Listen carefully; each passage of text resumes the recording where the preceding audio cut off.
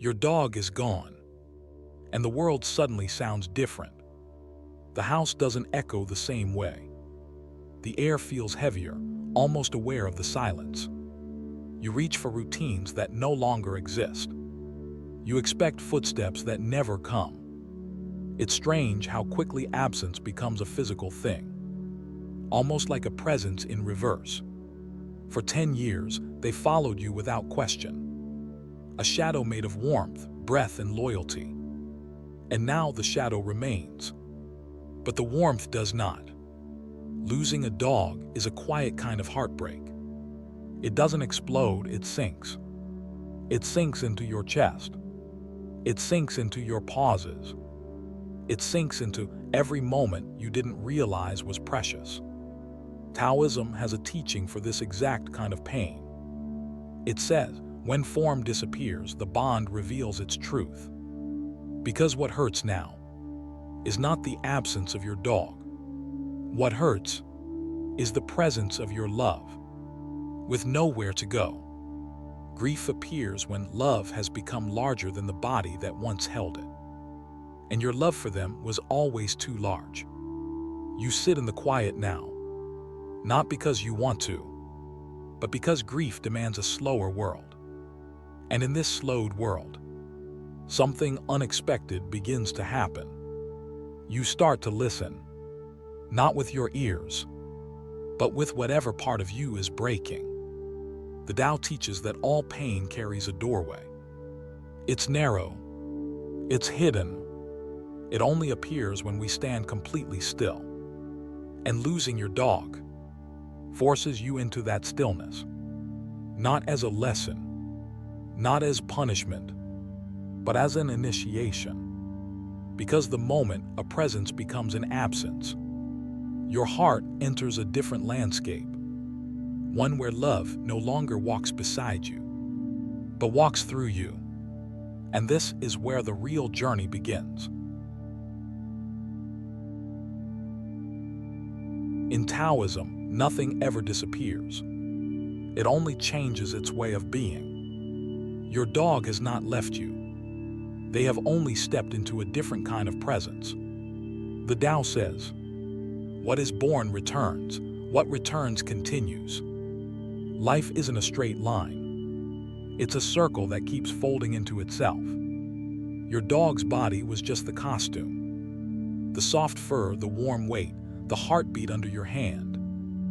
These were only the ways their spirit chose to touch the world. But spirit doesn't vanish. Spirit simply removes the costume. And when the form dissolves, the connection becomes even more real. You notice it in the moments that feel too still. You notice it when a memory hits so sharply. It feels physical.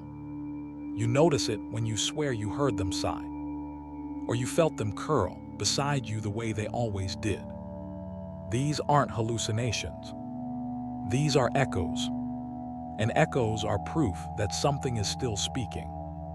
Taoists believe that relationships don't end. They transform. A bond that once lived outside you now lives inside you, not as an idea, but as energy, as breath, as intuition. Your dog is now the instinct that nudges you out of bed on the hard days. They are the warmth behind your chest when you feel lonely. They are the sensitivity you now carry for all things fragile and living. Their loyalty didn't die. It simply changed its address. And here's the quiet truth. Grief is not the opposite of love. Grief is love. Love trying to understand a world without a body to hold. When Taoists lose someone, they do not ask, where did they go? They ask, how are they here now? Because presence is not limited to the physical. Presence can live in memory. Presence can live in instinct. Presence can live in the subtle ways your heart has grown. The Tao does not take. It transforms. Your dog is not gone. They are simply no longer bound by one shape. No longer limited by one lifespan. No longer confined to one home. They have become the quiet that stays with you, the stillness that reminds you to breathe, the softness that teaches you how to let go, without ever losing what matters. This is the Taoist view of loss. Nothing truly leaves. Everything changes form. And love is the one thing that never ends. Loss does not hit all at once. It hits in the small places. The doorway where they used to greet you.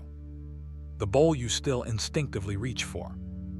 The soft jingle of a collar your mind keeps replaying, even though the house is silent now. This is the part grief doesn't warn you about. The world keeps looking the same, but the world doesn't feel the same. Your dog filled 1,000 tiny spaces in your life, and now every one of those spaces feels colder, quieter, emptier. You don't just miss them. You miss the version of yourself that existed with them. The person who talked to them without embarrassment. The person who woke up earlier just to see their tail wag. The person who laughed more often, because joy was so simple when it had 4 legs. Grief isn't just about the presence you lost. It's about the rhythm you lost too. The Tao says, when the form departs, the shadow remains. These empty spaces, they're the shadows. They're the impressions left behind by something that mattered, something that shaped your days, without you even noticing. This is why your chest hurts at random moments. Not because you're weak, but because love rearranges the architecture of your heart, and their absence has left a room you still don't know how to enter. Sometimes the pain feels physical, a sudden tightness, an ache behind the ribs, a heaviness in your breath. Taoists believe this is natural, because grief isn't just emotional, it's energetic. Your dog shared a field with you, a resonance, a heartbeat rhythm, 10 years of unspoken companionship, woven directly into your nervous system. The moment they leave their physical form, your body feels the tear. Your energy field feels the gap.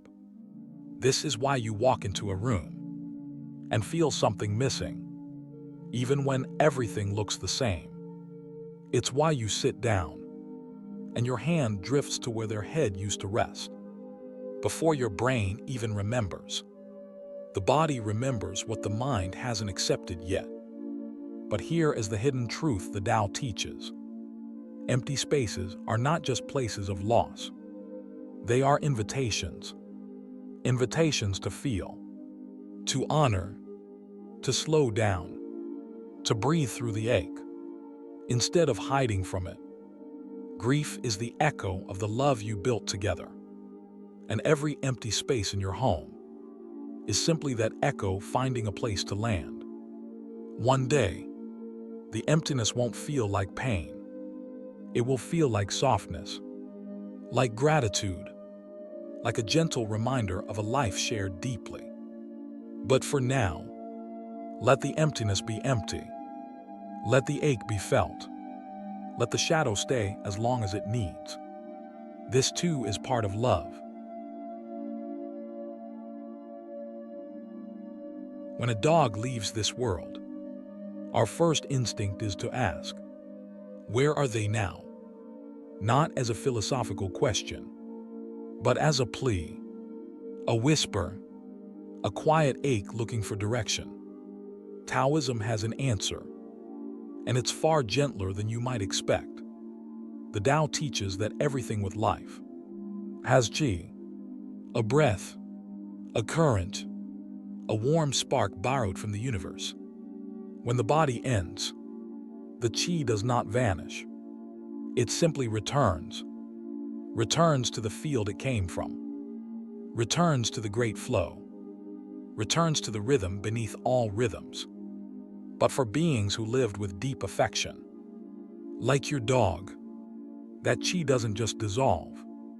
It lingers, it softens, It circles back around the places where love was once exchanged. The Taoists call this the gentle return.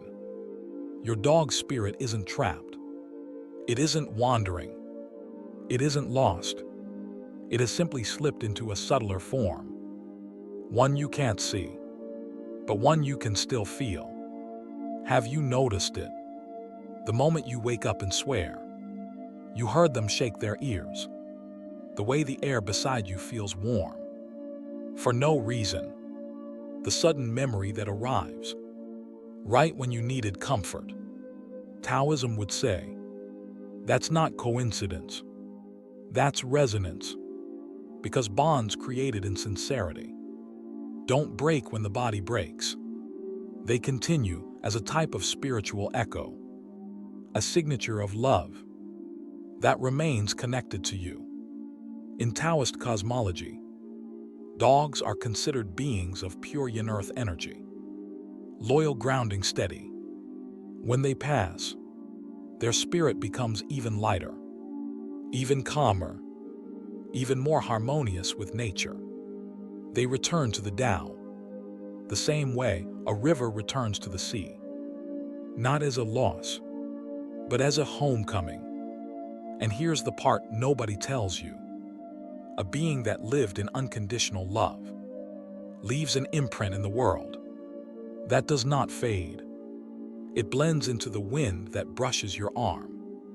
It hides in the quiet moments between breaths.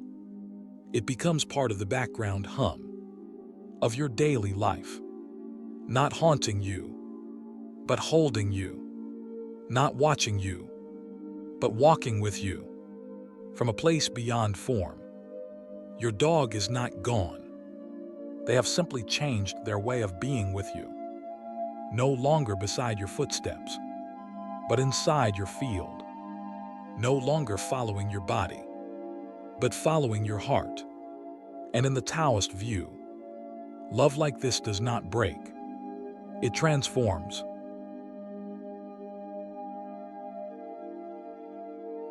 There comes a moment in grief that doesn't arrive suddenly. It seeps in, quietly, like dawn sneaking into a dark room. It happens when the tears slow down, but the love does not. When the ache softens, but the presence stays. When you notice something strange, something subtle, something almost sacred, you're starting to change in the exact ways your dog once guided you. You stand up a little quicker, like they used to, ready for life, ready for whatever comes. You sit in silence without feeling lonely, because they taught you that presence requires no words. You find yourself greeting the ordinary moments with the same gentle enthusiasm they offered every single day. You start becoming the very qualities that made them unforgettable. Taoism has a name for this: spirit migration. Not a soul jumping bodies, but a soul leaving imprints on the people it loved most. When someone or some being lives with pure sincerity, their essence doesn't disappear. It becomes part of you.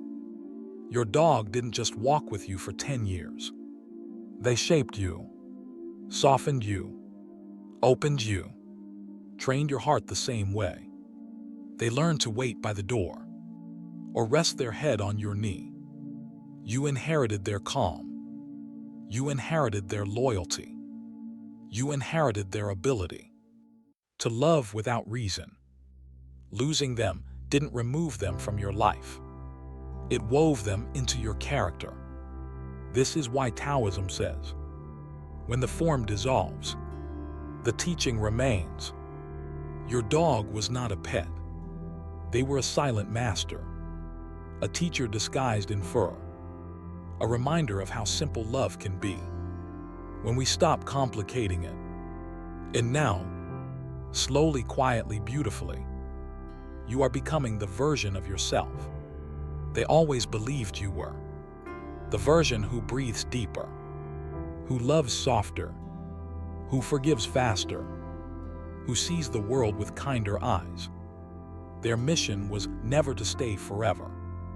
It was to plant something in you that would.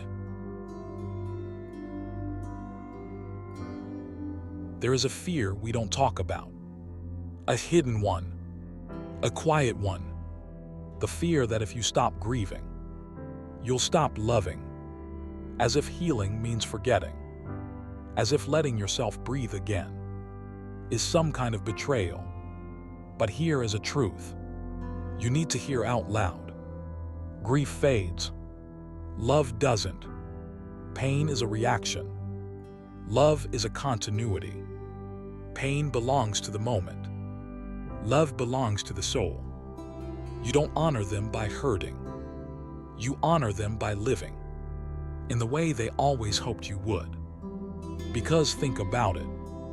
Your dog never wanted anything complicated from you. They didn't crave guilt. They didn't crave suffering. They didn't crave endless mourning. They wanted you happy. They wanted you warm. They wanted you safe. They wanted you breathing with ease. So here is the Taoist approach, the gentle middle path to loving them without drowning in the loss. Two flows, not one. Love is like a lake, still, deep, clear. Sorrow is like a storm. It passes. It comes and goes. You don't have to fight the storm. Just don't confuse it with the lake. Not a shrine. Not a prison for your emotions. A bridge. A small candle lit every Sunday. A quiet good night whispered before bed. A walk on the path you used to take together. A picture kept somewhere you can see, but not somewhere that anchors you to pain. A ritual doesn't trap you. It connects you, silently, out loud, in your heart, in your breath. Taoism teaches what is remembered with sincerity still exists in subtle form. You're not imagining their presence. You're communicating with the part of them, now woven into your own spirit. This one is the hardest, but joy is not disrespect. Joy is recognition. Joy says, I'm choosing to continue the love. You showed me how to feel. Your dog didn't spend 10 years teaching you how to love, play, rest, and trust, so that you could turn into a statue of sadness. They gave you their heart, so you could carry it forward. Not to replace, never to replace, but to extend. Love wasn't meant to end with them. It was meant to expand because of them. You're different now. More open, more gentle, more aware of connection. In Taoism, when something leaves, it creates space, not emptiness. Space for warmth, space for connection, space for life to flow again. But only when you feel ready. Not a day earlier, not a day forced.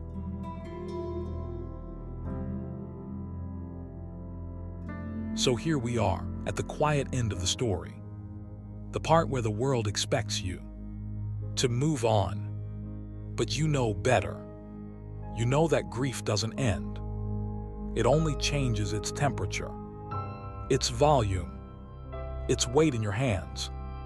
Some days it is heavy. Some days it is warm. Some days it is almost invisible, until something small wakes it up again. A photo, a smell, a sound, a tiny memory that taps gently and asks, do you still remember me? And you do. You always will. Let's shift gently into the question you've been avoiding. Not how do I stop missing them, but what do I do with all this love that has nowhere to go now? That question is the doorway. That question is the beginning of the part of grief no one teaches you how to walk through. Because grief isn't the end. Love doesn't collapse into nothing. It asks for a new form. And you are the one who must choose the shape. Maybe this is where their legacy begins. Not in grand gestures, not in dramatic rituals, but in the small ways. Your life changed because they existed. Maybe you become softer, more patient, more willing to stop and sit in the sun for no reason at all. Maybe you become the kind of person who notices small miracles again. The breeze, the warmth, the simple presence of being alive. Maybe you treat others with the gentleness your dog treated you with every day, without effort, without condition. If so, that is their legacy, living quietly through you. And now, let's talk about the thing you're afraid to admit. You worry that healing means forgetting. You worry that smiling again means betrayal. You worry that the day you stop crying is the day you finally let them go. But healing does not erase love. Healing is what happens when love becomes steady enough to live inside you without breaking you open every time. You don't lose them by healing. You lose them only if you pretend they never mattered. And you're not going to do that. You couldn't do that, even if you tried. Here is the truth no one says clearly enough. Your dog doesn't want you stuck. Not in guilt, not in sorrow, not in a grief that freezes you. Instead of freeing you, they spent their entire life trying to make you happier than you knew how to be. Would they want your future to be shaped by pain? No, they would want the future to be shaped by love, the same love they spent years teaching you. Now we arrive at the final doorway, the moment where you understand something you couldn't understand before. Your dog is gone from your arms, but they are not gone from your story. You carry them in the way you love, in the way you rest, in the way you forgive, in the way you choose softness. In a world that keeps asking for hardness, they taught you all of that. They changed you permanently, in the quietest, most loyal way. That is not lost. That is not gone. That is not over. And so the real ending is not goodbye. The real ending is this. Thank you. Thank you for the years. Thank you for the lessons. Thank you for the love that still echoes every time your heart opens just a little bit more. They are gone, but the part of you they transformed, that part is eternal. And this, right here, is how you carry them forward.